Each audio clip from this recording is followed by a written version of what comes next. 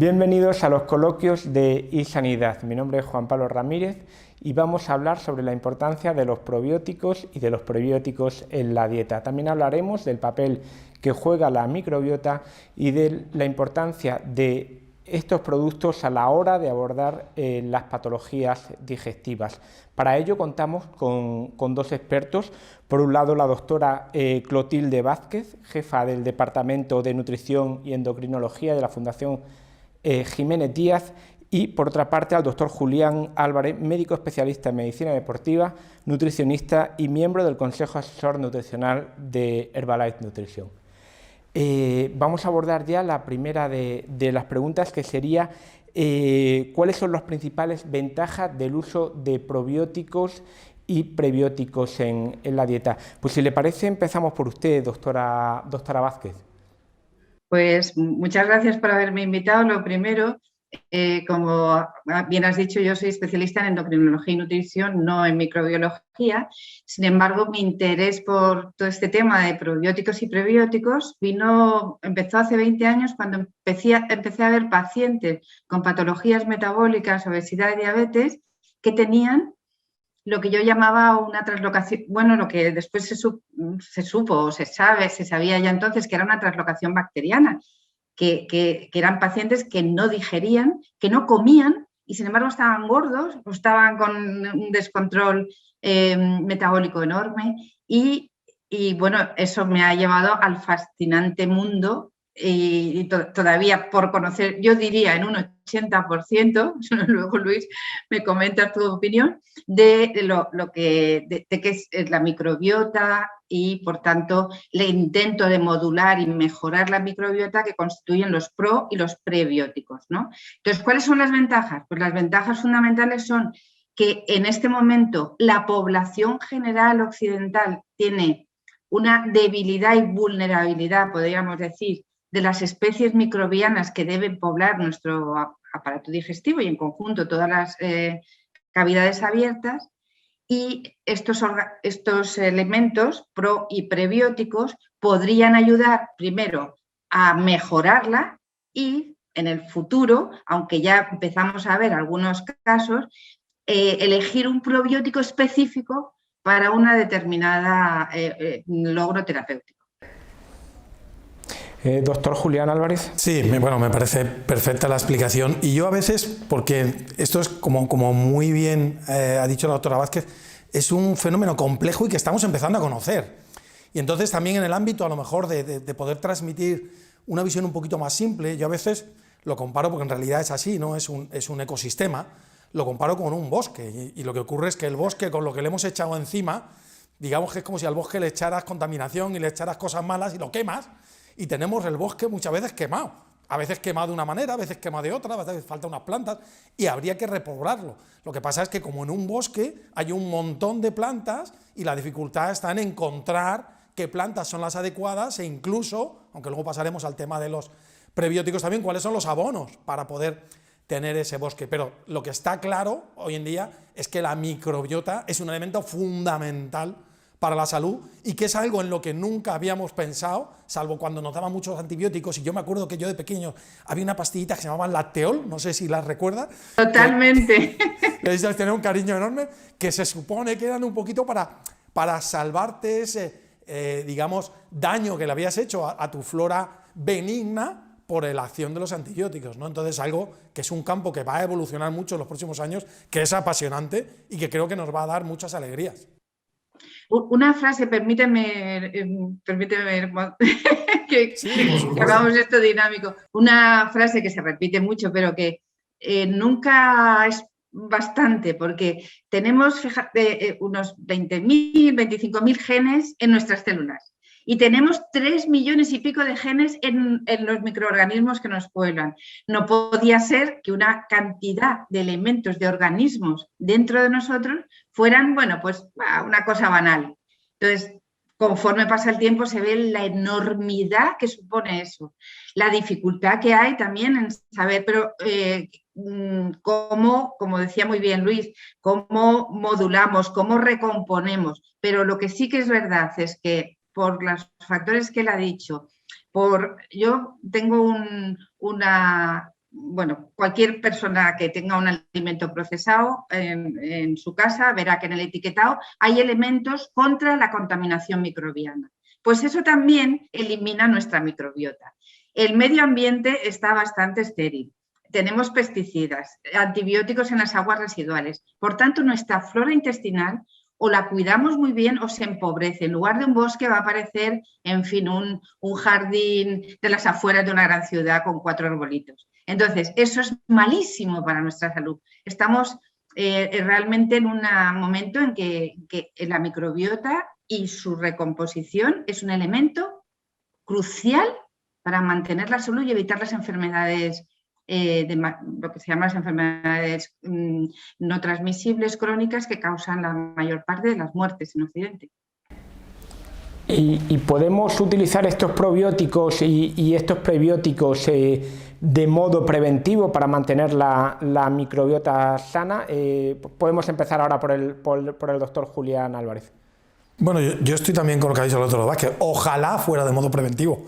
Por desgracia, la mayoría de la población ya tenemos la microbiota bastante alterada. O sea, que ojalá que fuera preventivo, que fuera decir, sí, como soy consciente de que le estoy infiriendo un daño importante a mi microbiota por el uso de alimentos inadecuados, por las cargas altísimas de azúcar que también favorecen que crezcan otras especies que no son las que deberían estar, etcétera, etcétera, etcétera. Como por todo eso sé que voy a curarme en salud, pero por desgracia yo me atrevería a decir que en la mayoría de nosotros, porque todavía no tenemos la herramienta de ser capaces de decir, oye, te hago una foto a tu microbiota y te digo, tienes la microbiota en orden. Ya tenemos pistas, ya tenemos, gracias a la secuenciación genética, porque claro, pensar que antes los bichos, cuando nosotros estudiamos medicina, ¿verdad?, había que cogerlos, meterlos en una cápsula de Petri, adivinar cómo crecían, ponerlos a crecer y entonces veías que había un bicho. Por eso, luego a lo mejor hablamos de ello, existían las unidades formadoras de colonias, porque a partir de lo que tú habías sacado, que teóricamente era un bicho, salía una colonia.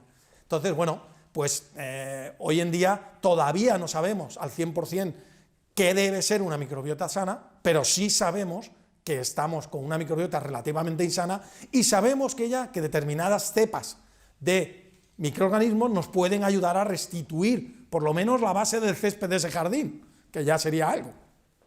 Yo a ese respecto sí que quería comentar 2 cosas. Lo primero es que además justamente hoy, a propósito, bueno, de una especie de debate que ha habido entre políticos, ha vuelto a salir un elemento alimentario como la carne que no es buena para la salud. Yo hubiera enunciado esto al revés. Hubiera dicho, señores, hay que consumir muchos más vegetales, muchos más productos que provienen de la tierra, porque son prebióticos, porque es la mejor forma de prevenir los trastornos de la microbiota intestinal. Es decir, lo que Julián decía, alimentar bien, sería cómo alimentamos bien a este ecosistema que nos favorece tanto, fundamentalmente tomando alimentos procedentes de alimentos no de origen vegetal, no de origen animal, y ahí estarían todos, cereales, legumbres, verduras, frutas, frutos secos, etcétera, etcétera.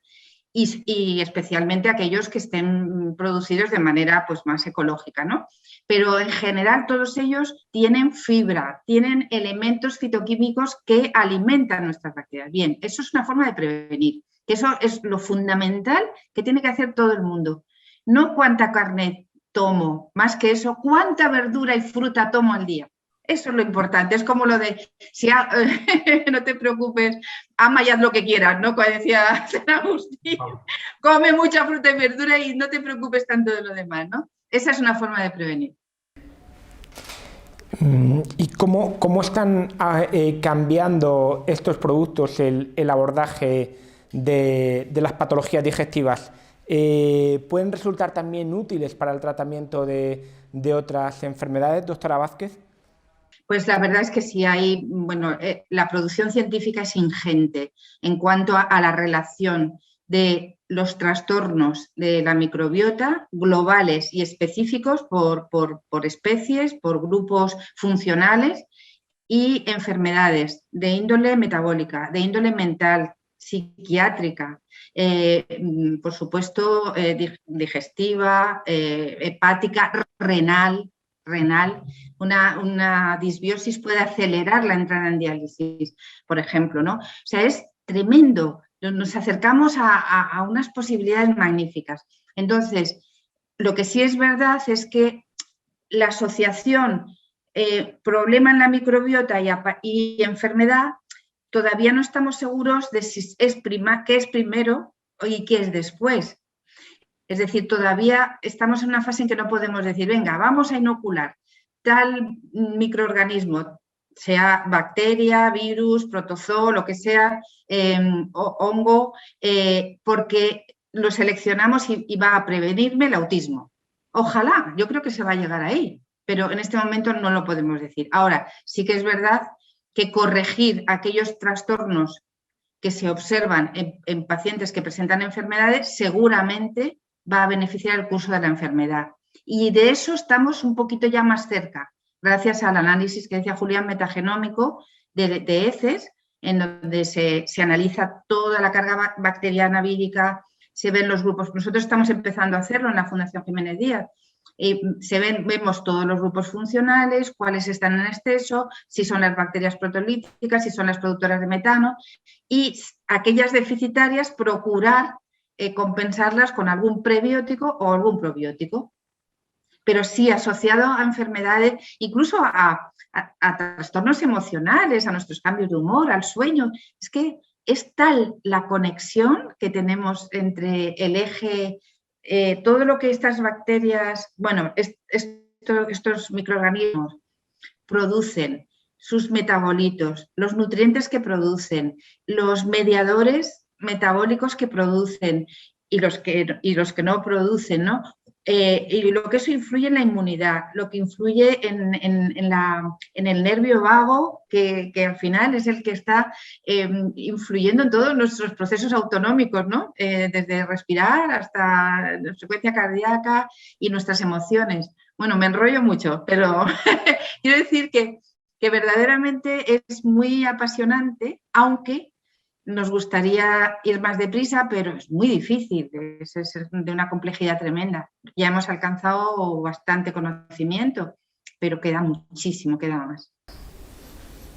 No, yo creo que se puede añadir muy poco, pero simplemente, primero, ser consciente de la dimensión de esa microbiota, de la dimensión de hasta qué medida influye, como muy bien decías, en toda nuestra salud, y por supuesto, cuando influye en nuestra salud, de alguna manera, el deterioro de la salud es el que abre la puerta a que se instauren patologías, dependiendo de lo que te pille cerca o de lo que tengas en tus genes, pero es tan complejo que simplemente, pues probablemente, a lo mejor por eso se habla más de las enfermedades digestivas, porque es donde más se ha establecido inicialmente esa relación, ¿no?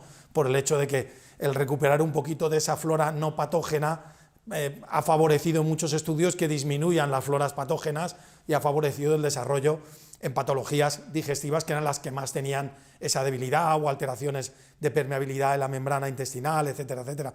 Entonces sí, ahí ya se han hecho bastantes avances, pero como muy bien decía la doctora Vázquez, el campo es inmenso y yo la verdad es que lo miro con entusiasmo porque vamos, creo que podemos llegar a muchísimas cosas, ¿no? Gracias al conocimiento más profundo, y es una maravilla que haya entidades como la Jiménez Díaz que estén dedicando una investigación muy directamente a eso, porque además es investigación muy trabajosa y cara. Entonces hay que hacer una inversión de tiempo y de dinero importante, y a veces esa primera parte de la investigación, si no hay instituciones como la vuestra, no sale adelante. O sea que desde el punto de vista del resto de pequeña comunidad científica, os agradecemos mucho esa labor de ir abriendo ese campo que va a ser espectacular. Fenomenal. Únicamente añadir que sí que hay probióticos específicos que han demostrado su efecto en enfermedades digestivas. La primera fue la diarrea, como tú decías, ¿no? Y la diarrea producida por antibióticos. Ahora mismo, cualquier persona que tome antibióticos para lo que sea, por favor, que de entrada simultáneamente tome probióticos para evitar esa devastación que producen los antibióticos. Entonces, ya se usan también para la enfermedad inflamatoria intestinal, bueno, con menos grado de evidencia, pero sí que comúnmente se están empleando, y el probiótico que se elige generalmente son conjuntos de microorganismos de lactobacillus, bifidobacterias, algunas veces estreptococo, ¿no? Y bueno, en obesidad pues hay algún estudio con Akkermansia que es menos, pero en digestivo es donde más asociación bien fundada hay entre un determinado microorganismo o un conjunto para paliar una enfermedad. Sí, pero quizá también es verdad que quizás la relación más evidente ahora mismo es esa con el aparato digestivo, pero sí se apuntaba ya también la importancia o el impacto que tiene tanto en nuestro sistema inmunológico, precisamente en la situación de pandemia que tenemos ahora mismo, nos estamos dando cuenta de la importancia de nuestro sistema inmunológico, y también apuntaba la doctora Vázquez el impacto que tiene también en nuestro cerebro y en su funcionamiento y en nuestro estado emocional también. ¿Qué relación hay exactamente entre la microbiota y estas partes de nuestro organismo? Hay un posicionamiento de este año, del 2020, de la Sociedad Española de Neurología, la de Psiquiatría y no sé si de aparato digestivo, lo estoy diciendo de memoria, quizá omita algo, buenísimo, que analiza todas las relaciones de la microbiota con la enfermedad, con las enfermedades digestivas y con la enfermedad mental, pero desde la depresión hasta la psicosis, pasando por el trastorno disfórico premenstrual, ¿no? Y es que muchas de las cepas de nuestros microorganismos producen metabolitos que son precursores de neurotransmisores. Por ejemplo, el GABA, famoso el ácido gamma-aminobutírico, que influyen, la serotonina, que influyen muchísimo en todos los procesos cerebrales de cognición y de estado de ánimo. Yo no soy una especialista en neurología como para poder explicar mucho más allá, pero la relación, ya se está diciendo que el intestino es nuestro segundo cerebro o nuestro primer cerebro, porque de todo lo que conocemos de funcionamiento a nivel cerebral, ahora está apareciendo la influencia de lo que los microorganismos pueden ejercer con su metabolismo, con su presencia o su ausencia, la generación de todos esos tóxicos o nutrientes básicos para la salud cerebral o neurotransmisores. O sea, es impresionante, pero por no dejar la cosa muy vaga, yo diría, en este momento ese posicionamiento termina diciendo que no hay datos para asociar claramente una patología a una determinada carencia de un microorganismo, pero sí que es verdad que hay que hacer mucha más investigación y toda aquella disbiosis en pacientes de cualquier patología hay que corregirla. Claro, lo que estaba diciendo es que por una parte no tenemos ni todavía, claro, todas las especies que hay allí, ni todos esos que los podríamos llamar posbióticos, ¿no? Como el ácido butírico, como otros muchos productos indólicos, etcétera, etcétera, que pueden llegar a tener efecto a otras partes del organismo, ni conocemos bien toda esa flora, ni conocemos bien el cerebro, como para saber exactamente qué influencia tiene cada uno de esos, llamémoslo, moléculas con capacidad neurotransmisora de influir en según qué zonas del cerebro y según de qué manera y en equilibrio entre ellas. Es decir, es un sistema muy, muy complejo. Lo que sí es obvio es que el sistema existe. Es decir, que existe una conexión, que ese eje, que ahora se denomina, ¿no?, intestino-cerebro, es un eje muy potente y como bien decía la doctora, es que resulta que en el sistema digestivo tenemos tantas o más neuronas que en la médula espinal. Entonces, bueno, pues al final, cuando el río suena, agua lleva, ¿no? Y yo creo que paralelamente a ese conocimiento de las bacterias, los bioquímicos nos irán desmenuzando toda esa producción por parte de esas bacterias que, como bien has dicho antes, si el ser humano tiene una cantidad de genes, esas bacterias multiplican esos genes por 10 o por 100, y eso significa una capacidad metabólica que el ser humano en sí mismo no tiene. Y parte de esa capacidad metabólica son todas estas sustancias cuyos efectos estamos empezando a descubrir. Entonces yo creo que hay que estar pues, con los ojos muy abiertos y positivamente esperanzados en que vayamos aumentando el conocimiento. Pero lo que es obvio es lo que hemos dicho desde el principio, que si sabemos que ya hay cosas que son importantes para mantener tu microbiota, que es llevar una dieta basada en la tierra, llevar una dieta sana y además cuando la puedas dañar intentar protegerla, eso ya lo tendríamos que tener por defecto. Y a partir de ahí ya iremos avanzando en el detalle, ¿no? De hecho, por poner algún ejemplo práctico, que esto estoy hablando ya de mi día a día en la consulta, vemos muchísimas personas que a lo mejor vienen por sobrepeso, pero también vienen por intolerancias, supuestas intolerancias digestivas, digestiones pesadas, una calidad de vida en relación con la alimentación muy mala. Tienen una alteración de la microbiota intestinal y muchas veces esas intolerancias se corrigen porque hay que pensar que las bacterias del colon son las que tienen los enzimas para digerir muchas veces los fructanos, la fibra, y claro, una persona que tiene enferma o no tiene esas bacterias, se toma una fruta y le sienta fatal. Entonces, esto está siendo muy frecuente, ¿no? No es que soy intolerante a la fructosa, soy intolerante. Lo que tienes es que tienes una enfermedad enorme de tu microbiota y esta intolerancia es funcional. Y ahí ya tenemos una aplicación, vamos, a día de hoy, de una enfermedad digestiva que cada vez es más común y que está provocada no porque tengamos un defecto genético de déficit de metabolismo de la fructosa, sino porque nos hemos quedado sin nuestros socios para la digestión. Es evidente que los dos conocéis bien la importancia de estos productos, de los probióticos y los prebióticos, que no vais a hablar mal de vuestros compañeros, pero ¿hasta qué punto realmente este tipo de productos están presentes en la consulta de los médicos hoy? Y bueno, sí que hacíais referencia a la necesidad de investigar, de que hace falta un poco más de conocimiento, pero por eso también os quería hacer esta pregunta: ¿hasta qué punto realmente los conocen y los utilizan los médicos? Pues si quiere podemos empezar por la doctora Vázquez.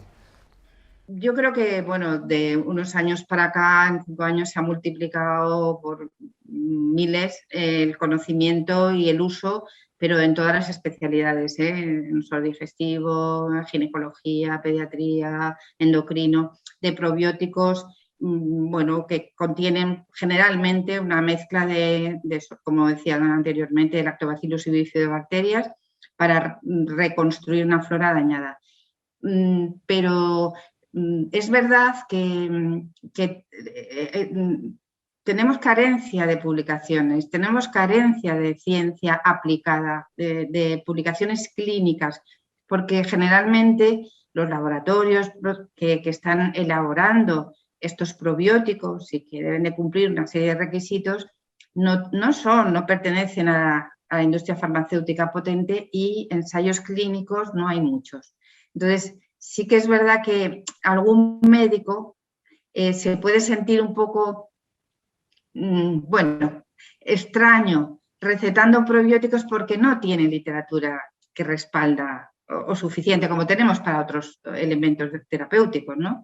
Entonces, estamos muy carentes también de investigación en ese campo para poder, bueno, pues recetar con mayor convicción, yo creo, ¿no? Sí, y yo creo que eso se suma el hecho de que en España, hoy por hoy, la mayoría de los probióticos son considerados complementos alimenticios, es decir, al no ser fármacos, no se consideran como fármacos, y el médico el médico de familia, a lo mejor el especialista en determinadas facetas sí lo utiliza un poquito más, pero el médico prefiere no meterse en eso, que lo puede considerar camisa de 11 varas, como a veces puede ocurrir con la nutrición en general. Que, oye, pues no me voy a meter lo que todos sabemos, ¿no? Sí, pero luego todos no lo sabemos tan claramente. Entonces, pues a lo mejor eso, unido a que a lo mejor los nutricionistas, que si fuera considerado un complemento alimenticio sí podrían ser los que más lo podrían incluir, no están suficientemente reflejados en nuestros sistemas y en nuestra sociedad, probablemente haga todo junto, entre que son laboratorios poco potentes, entre que tal, entre que cual, que luego al final pues nos quedamos más con simplemente que un yogur en vez de un probiótico de verdad con una elaboración mucho más seria, ¿no? Sí, ahí hay un pequeño, digámoslo, entre vacío o falta de, pero que yo estoy convencido que también se solventará con el tiempo, porque esto va a explotar en cualquier momento, porque es una herramienta magnífica. ¿Se puede recomendar el uso de probióticos de forma generalizada por un lado? Y por otro lado también quería preguntar hasta qué punto, una vez que se consumen este tipo de productos, es importante seleccionar bien la cepa que se va a consumir. Doctora Vázquez. Bueno, en este momento no estamos en condiciones de poder responder a qué cepa tenemos que tomar. En general, yo diría que el 90% de los productos que hay en el mercado son bueno, pues un conjunto de diferentes lactobacilos, diferentes bifidobacterias y en algún caso pues, están añadidos los estreptococos, ¿no? La diferencia que hay entre unos probióticos y otros quizás sea la cantidad que hay por presentación, por cápsula, por sobre. ¿Se puede generalizar su uso? Yo diría que sí, absolutamente, y sobre todo en cualquier persona que esté tomando antibióticos, que presente diarrea, que presente cualquier síntoma digestivo o que esté tomando fármacos, que yo diría todo el mundo, porque hay también a partir de cierta edad y en el envejecimiento nos vamos empobreciendo. O sea que es algo que hay que concebirlo como ya no lo aportamos con nuestra alimentación, o sea, lo que comemos, incluso aunque comamos bien y aunque comamos muchos vegetales y frutas, que ojalá todos lo pudiéramos hacer y de proximidad para que no estén muy tratadas, aún así nos faltan, las bacterias medioambientales están empobrecidas, el medio ambiente también está empobrecido, entonces tenemos que enriquecerlo. O sea, que el probiótico yo creo que puede pasar a ser un elemento más de toma, si no frecuente a lo largo del año, sobre todo pues, cuando haya algún tipo de molestia, épocas de mayor estrés, antes de operarnos, después de operarnos, un problema dental. Tantas cosas pueden hacer que nuestra microbiota enferme y como ya digo, tomemos conciencia, mundo occidental, microbiota muy vulnerable, muy empobrecida en líneas generales. Entonces, tenemos que potenciarla. Por tanto, yo creo que uso generalizado, sí. Y todavía no podemos asociar una cepa a un efecto. En poquísimas cosas. El Lactobacillus reuteri con la diarrea y creo que nada más. Así con nivel de evidencia A. Sí, lo que estábamos diciendo, lo que estás diciendo tú, el hecho de que tú tengas esa especie o de síntoma o de situación muy proclive a una disbiosis y entonces digas, oye, voy a curarme en salud. Y en el fondo lo que decíamos, si son grandes cepas de Bifidobacterium y de Lactobacillus, es como decir, bueno, por lo menos he hecho el césped. Ojalá podamos aprender además en mi terreno cuál es el árbol o la mata o el que más me interesa, pero que por lo menos no se desertice el terreno. Es un apoyo.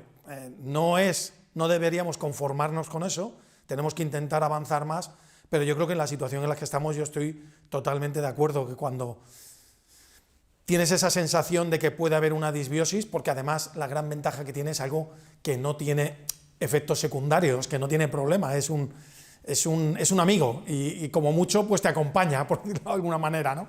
Entonces, en ese sentido no corremos ningún riesgo y seguramente vamos a mejorar, a lo mejor no de la manera más eficiente, porque todavía no sabemos cuál es la manera más eficiente, pero vamos a mejorar nuestra microbiota. Entonces, bueno, pues yo creo que sí que deberíamos normalizar ese uso y a lo mejor en nuestros colegas, sobre todo de asistencia primaria, ir acostumbrarnos a ese uso, porque probablemente a ellos también ese manejo de primaria que se mueve también entre lo pragmático y lo técnico también les va a dar a ellos mucho feedback, que yo creo que puede ser interesante.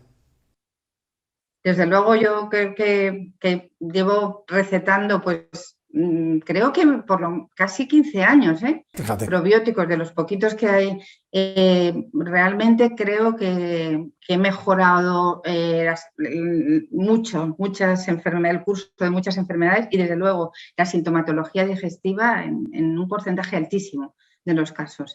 Y eso que estamos hablando de probióticos, digamos, generalistas, de las cepas buenas más abundantes de nuestro intestino. Pero bueno, es que eso ya es mucho. Y doctora Vázquez, hablaba el doctor Álvarez también de la importancia de que puede jugar también aquí atención primaria. ¿Cuál es su punto de vista aquí?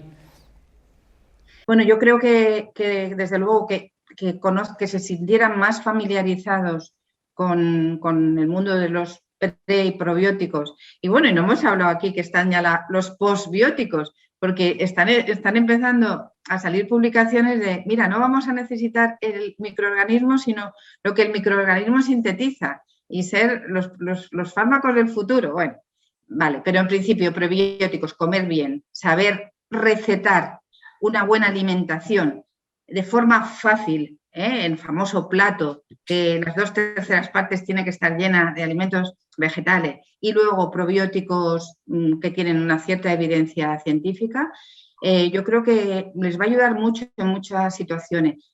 Tienen la pega, tenemos todos la pega de que no son medicamentos, como decía el doctor Álvarez, y claro, pues no están financiados, no son baratos, y entonces eso también es un freno a su uso. Pero al menos que por conocimiento y familiaridad no sea. Muy bien, pues se nos ha agotado ya el plazo. Muchísimas gracias a los dos, doctora Álvarez, doctora Vázquez. Un placer haber podido hablar de este tema que creo que es muy interesante y que va a experimentar en los próximos años importantes avances por la necesidad también que hay. A nuestros seguidores, pues recordarles que sigan atentos a www.isanidad.com.